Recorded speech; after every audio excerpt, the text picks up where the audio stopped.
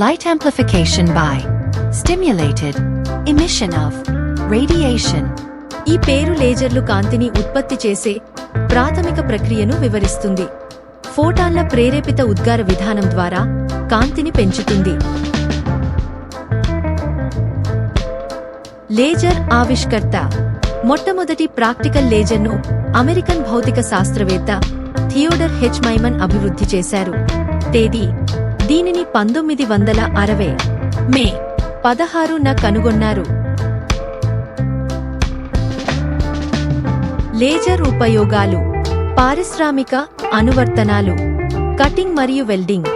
అధిక శక్తి కలిగిన లేజర్లను లోహాలు, ప్లాస్టిక్ వంటి పదార్థాలను ఖచ్చితత్వంతో కత్తిరించడం మరియు వెల్డింగ్ చేయడానికి ఉపయోగిస్తారు. 3D printing.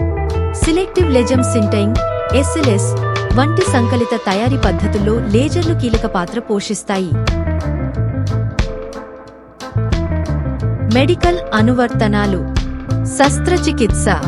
కంటి శస్త్రచికిత్స, లాసిక్ దృష్టి దిద్దుబాటు కోసం, కణితి తొలగింపు మరియు ఇతర శస్త్రచికిత్సలలో ఖచ్చితమైన కత్తిరింపు. కాస్మెటిక్ చికిత్సలు. స్కిన్ రీసర్ఫేసింగ్, పచ్చబొట్టు తొలగింపు, జుట్టు తొలగింపు. దంత చికిత్సలు. చిగుళ్ల చికిత్సలో లేజర్లు ఉపయోగిస్తారు. Pain therapy. నొప్పి మరియు మంటను తగ్గించడానికి తక్కువ స్థాయి లేజర్ థెరపీ ఉపయోగిస్తారు. కమ్యూనికేషన్. Fibre optic communication. లేజర్లు ఫైబర్ ఆప్టిక్ కేబుల్స్ ద్వారా వేగంగా డేటాను ప్రసారం చేస్తాయి. Satellite communication. సుదూర కమ్యూనికేషన్ మరియు డేటా ప్రసారం చేయడానికి ఉపయోగిస్తారు.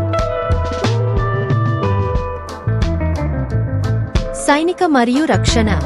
టార్గెటింగ్ మరియు రేంజ్ ఫైండింగ్. లేజర్లు ఖచ్చితమైన ఆయుధాలకు మార్గనిర్దేశం చేయడంతో పాటు దూరాలను కొలుస్తాయి. నిఘా, మ్యాపింగ్ మరియు డిటెక్షన్ కోసం lidar light detection and ranging ఉపయోగిస్తారు. ఈ విధంగా లేజర్లు సైనిక రంగంలో ముఖ్యమైన పాత్ర పోషిస్తాయి.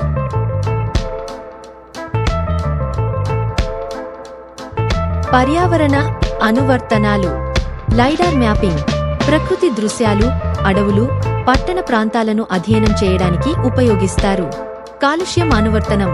లేజర్ ఆధారిత సెన్సార్లతో గాలి లేదా నీటిలో ఉన్న కాలుష్య కారకాలను గుర్తిస్తారు. రేడియేషన్ యొక్క ఉత్తేజిత ఉద్గారం అని పిలువబడే ప్రక్రియ ద్వారా కాంతిని పెంచడం ద్వారా లేజర్ పనిచేస్తుంది. లేజర్ లోపల ఒక మాధ్యమం, ఘన, ద్రవ, వాయువు లేదా సెమీకండక్టర్, విద్యుత్ ప్రవాహం లేదా మరొక కాంతి వనరు వంటి బాహ్య శక్తి వనరును ఉపయోగించి శక్తివంతం చేయబడుతుంది లేదా పంప్ చేయబడుతుంది. ఇది మాధ్యమంలోని పరమాణువులు లేదా అణువులను ఉత్తేజపరుస్తుంది, వాటిని అధిక శక్తి స్థితికి పెంచుతుంది.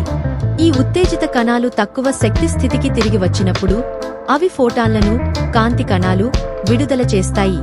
ఈ ఫోటాన్లు ఇతర ఉత్తేజిత కణాలను ఎదుర్కొంటే అవి తరంగదైర్ఘ్యం, దశ మరియు దిశలో సమానమైన అదనపు ఫోటాన్ల ఉద్గారాన్ని ప్రేరేపిస్తాయి.